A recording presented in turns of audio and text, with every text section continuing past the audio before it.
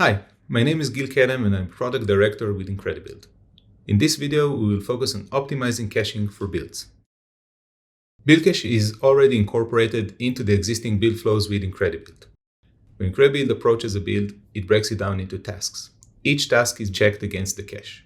If we are able to use the cache for this task, we will fetch the output. Otherwise, we would go for the execution, and if this is a cacheable task, we would submit it into build cache for subsequent builds to be able to enjoy it.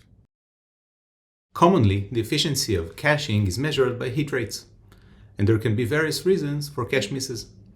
For example, a code change is expected to cause misses and does not mean inefficiency. On the other hand, a case such as use of auto-generated code that is not cache-friendly is an inefficiency we want to optimize. For these use cases, Incredibuild provides the visibility tools to optimize these inefficiencies. In this video, we would focus on the build monitor for the observability capabilities it provides. We would look at the main display and the build cache bars, as well as graphs that are presented over there, the build summary with the information it provides on the network activity and working with the endpoints, as well as aggregated task counters, and the build cache details report. For this demo, we will be using Kodi, an open source project. We have already executed the builds, so we will just look at the build monitors out of it today. The first build is a regular build of Kodi itself, the build that fills the cache for the first time. We can see that it took about 6 minutes, and we can see build cache activity that is filling the cache. If I hover over one of the tooltips, I can see that we made many checks and updated a few tasks that were already completed by this time. We can also see the graphs, and you see that overall tasks to cache is over 1,000 tasks. In addition, in the build summary, we can see the build cache status, the work against the input that I'm using, the build cache endpoint. And in the task status, we can see a bit more counter-based information, summarized information on the counters for the tasks, for example, cache misses, disabled tasks, and unsupported. In addition, we are working with automatic mode of the build cache report. If we see this icon over here in the build monitor called build cache details, it means that we have the report generated. In this case, the automatic mode generates about 3% of the tasks, so we can have an overview and a generic understanding of what's going on in the build. Usually 3% should be enough. Later in this video, we would see what to do in the case that the 3% is not enough. If I pick and choose any of the CL tasks that I have here in this report, I can see multiple details about the current execution and the miss reason. In this build, all the files would be a miss reason of miss new source file, because this is the first time that we fill the cache. On the next build, we're doing a full rebuild without making any code changes, and we can see that the entire build is much shorter, running around 2.5 minutes. The build cache activity bars are in a different color because we have retrievals as well. And if we go to the summary, we see also the cache hits and the different activity against the cache endpoint. Note that in this case, we did not have the build cache details report generated because we had more than 50% cache hits on the cacheable tasks. Now let's see how it looks when there is a change in the code that impacts a significant part of the code base. In this build, we can see that the build duration is again quite longer, running around 4 minutes, and there is a significant part of compilation execution. When we check the summary, you can see that we had relatively very low number of cache hits, while we are submitting many new items to the cache. We do have the automatic report generated back again, and please note the new item that was added here to the summary, which is top files provoking cache misses.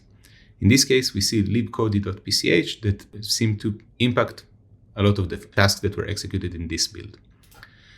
In the detailed report, we can see two kinds of items in this case. One is the PCH creation task. In this case, we can see that it was a miss because input files, specifically pca.h, has changed.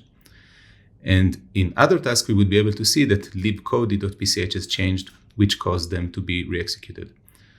Again, note that this is only 3% of the tasks, and we include also the PCH creation tasks, so we would have more visibility and clear understanding of what caused those misses. After this build, of course, everything is submitted to the cache. If the PCH does not change for the next time, then we would have those as cache hits with the new permutation. The last section of this video is going to focus on auto-generated code and potential issues that might be with that and how to remediate those. In this build monitor, you can see that we had many cache hits, but a small subset of tasks that were still executed. You can also see it in the numbers of the counters. We have over 1,000 cache hits, but we still have 7 tasks to cache. Same as well in the build summary. Nothing new and surprising in this case. We see that the 7 tasks were added to the cache. If we get to a point where those 7 tasks are added to the cache in each and every execution, it means that we might want to investigate it further. For that, we can go to the agent settings, initiator, build cache client, and instead of working with automatic mode, we can change the build cache details to be full on. This would generate this report in any case, even if we had a high rate of cache hits, as in this case. And I've already executed the build with the full details. And now we don't get only the 3%, but we get all the tasks that were executed in the build and their information. Here we can look for miss dash, and then we can find the relevant cache misses that we want to investigate. Here I can see that this specific task is being impacted by a change in this CPP file. We can see that this CPP file is changing with each and every execution that I have here, which might mean that I want to look at the source code of this file.